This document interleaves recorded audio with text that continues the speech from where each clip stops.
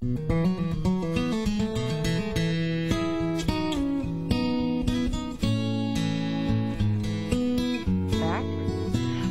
are known to be man's best friend, and in many cases they are also our guardian angels. Alan and Linda Anderson's Angel Dogs with a Mission is a great collection of inspiring tales about animals that have rescued and healed folks in need everywhere. And Linda joins us now to share some of those stories. Welcome back. You know, I'm an animal lover. I have dogs. I've always had dogs. I love these stories that you bring to us. This is just one in many one in a series of many books about animals, and in this case, Dogs with a Mission. Where do these dogs come from originally?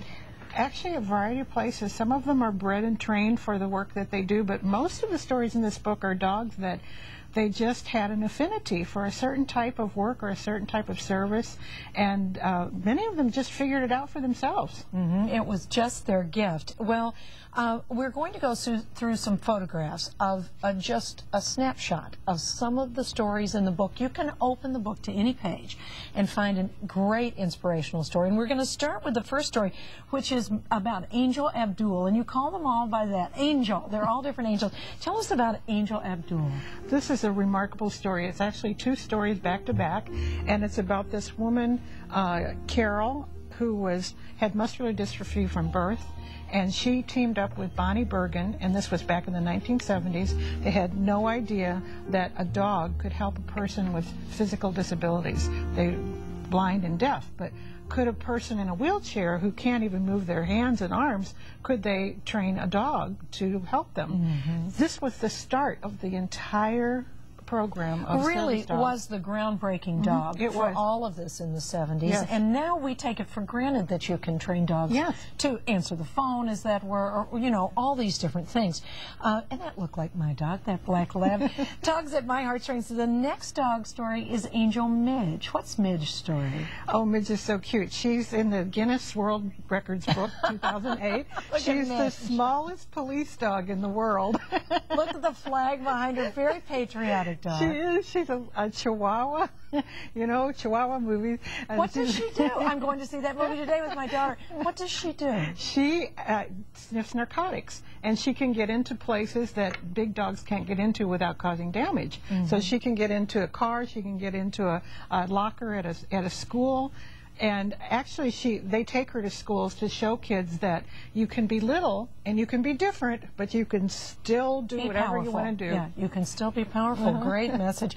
Angel Emily is the next story. Yes, this is a local story, Home for Life. I don't know if you know that sanctuary. Yes, yes. And they have this terrific program called the Renaissance Project. They team up Home for Life dogs with boys from Boys Totem Town, which is a correctional facility, and these boys train the dogs to be able to go out and then become therapy dogs.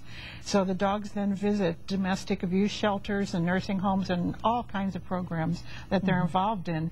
And this particular story of Emily is just a beautiful story of the transformation of Emily and of the young one helping the other. Exactly. They both did it together. Now we've got just a couple seconds. I want to touch on Leaf and Zoom. Leaf has a personal connection to you. Yes, Leaf is our dog. We got him from the Animal Humane, and he's a rescue dog. Oh, he was abandoned, and it's a wonderful story about how he helped my husband Alan when he went through this very life-threatening situation. And it's a miracle story. It's just beautiful. And you experienced that personally. Yes. And then Zoom is the last story that we're going to look at today. Tell us about Zoom. Zoom's from my home state of Kentucky. Yes. Now, you have to say the city, though. Oh, well, Louisville. She said Louisville. I said, well, we say Louisville down there. What does Zoom do? Zoom, his person got the idea to take him to school when her grandson started at a school that had low reading scores, and she started bringing Zoom in, and he started sitting and listening to the special needs children read.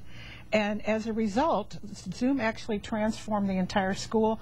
The whole school's reading test scores went up after Zoom started coming to school. She has these little buttons that say, I'm a Zoom kid. And this little guy goes to school about 3 or 4 times a week and listens to the children read. All of these kids to do better. Great stories like these. There are a ton of them in this book and the other books that you've written with your husband. It's just a great book to pick up. Nice to see you again. Linda will be hosting a book signing at 1 p.m. this Saturday, at October the 18th, at Borders in Minnetonka. If you'd like to go in and share your dog story, for more information, visit angelanimals.net.